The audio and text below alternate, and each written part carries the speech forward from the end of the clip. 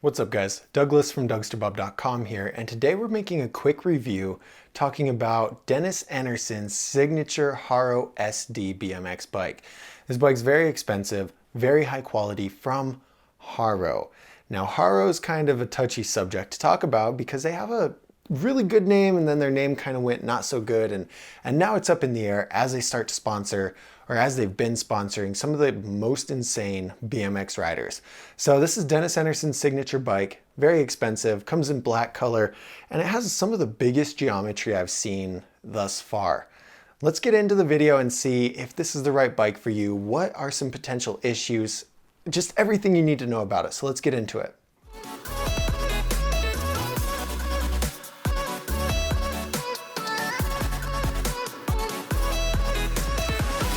Couple quick things you need to know. This bike is $799.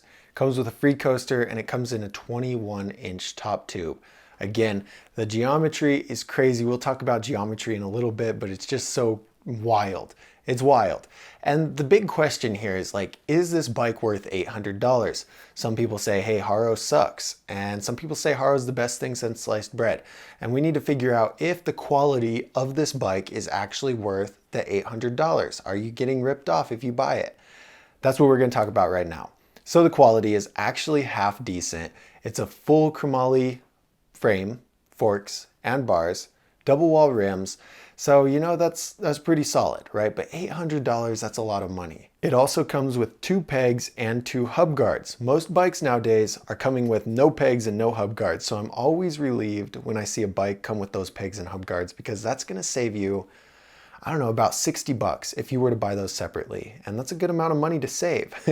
And it also weighs 25.4 pounds, which is a little heavier. Most people shoot for about 25 pounds, but it's not too much heavier. Like it's a fair weight, but it's not super light, if that makes any sense. Look, this full chromoly bike with the double wall rims is super important because high tensile steel is the alternative.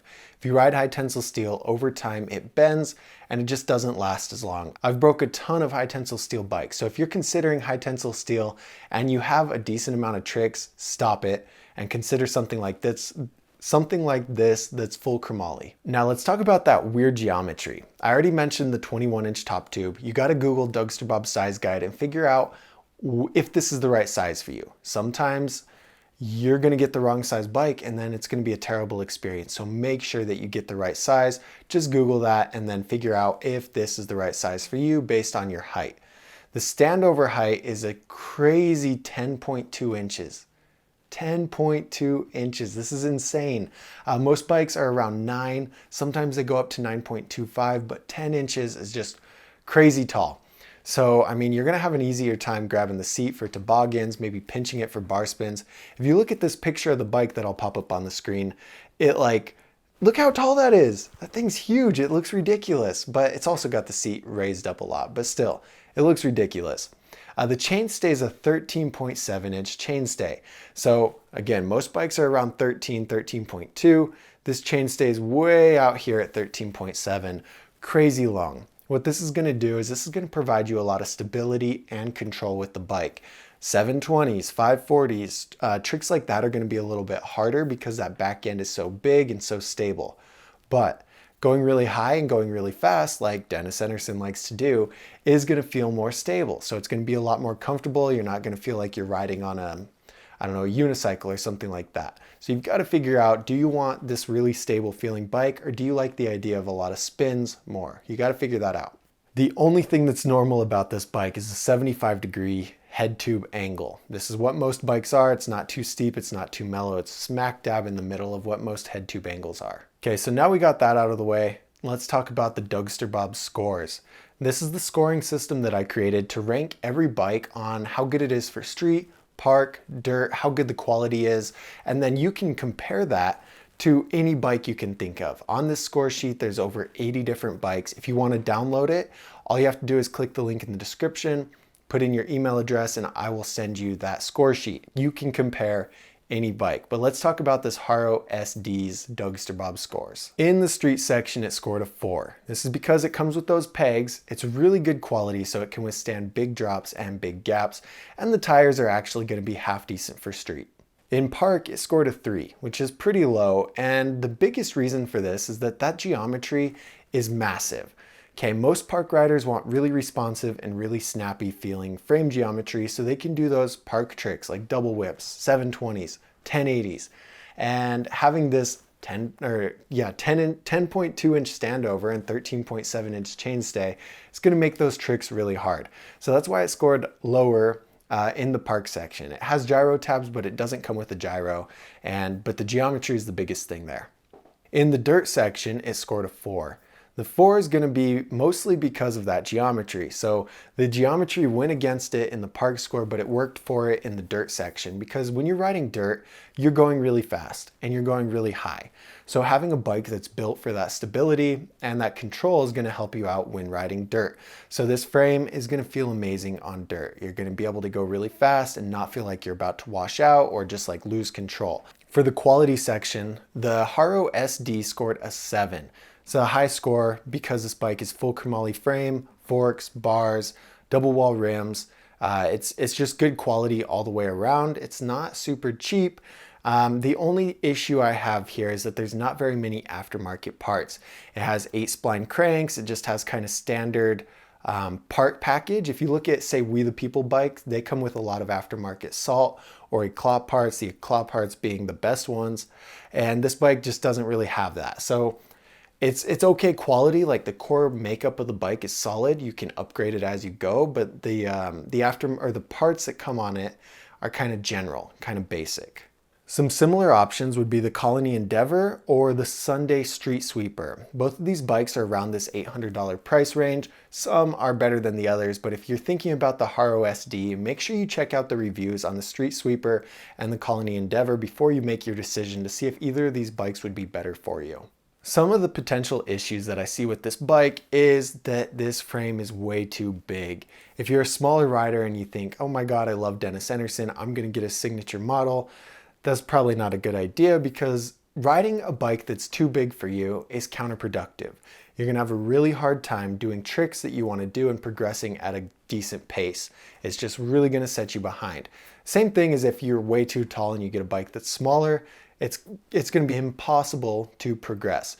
So make sure that you're just getting the right size, and don't buy this just because it's Dennis Enarson's signature. Buy it because you like it and because the size is right for you. All right, so who is this bike for? Well, because of the geometry, this bike is going to be geared more towards street riders or dirt riders, not necessarily for people who like to ride park.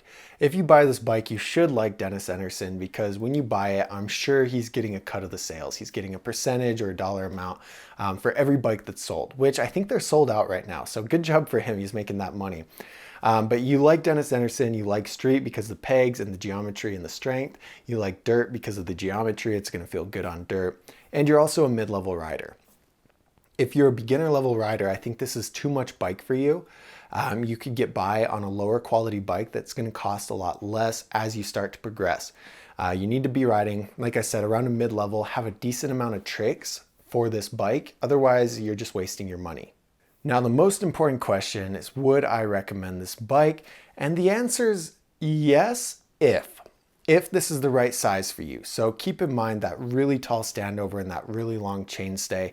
Make sure that the more stable, more flowy, more controlled type riding is what you enjoy doing, because it's going to be not very fun to ride technical park or technical street.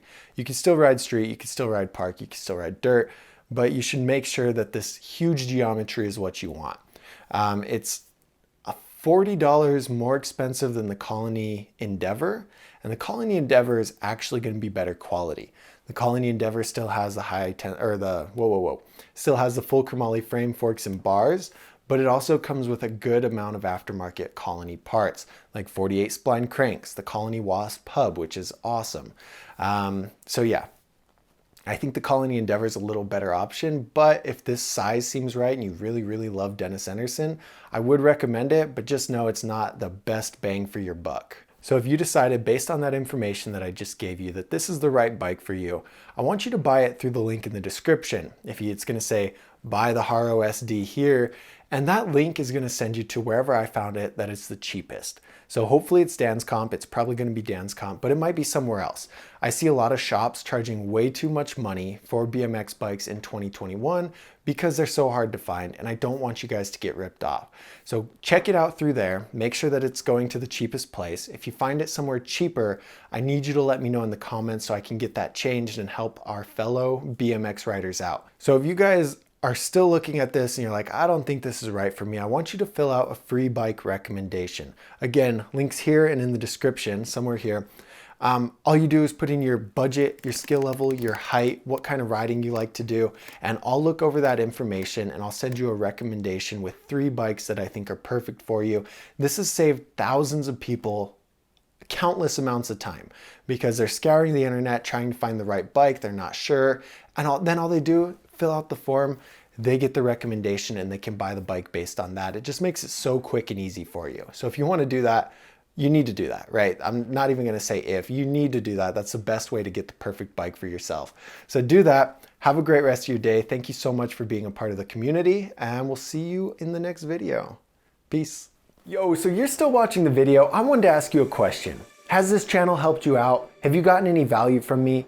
If the answer is yes, I want you to consider taking your support to the next level. You could get a Dougsterbob hat, a Dougsterbob shirt, or even hit that donation link in the description. You have no idea how much it helps me. With those donations and that support, I'm able to create higher quality content that helps grow the sport of BMX. We all love BMX. We know why that's important. Thank you so much for being an awesome subscriber and a part of the Dougsterbob community.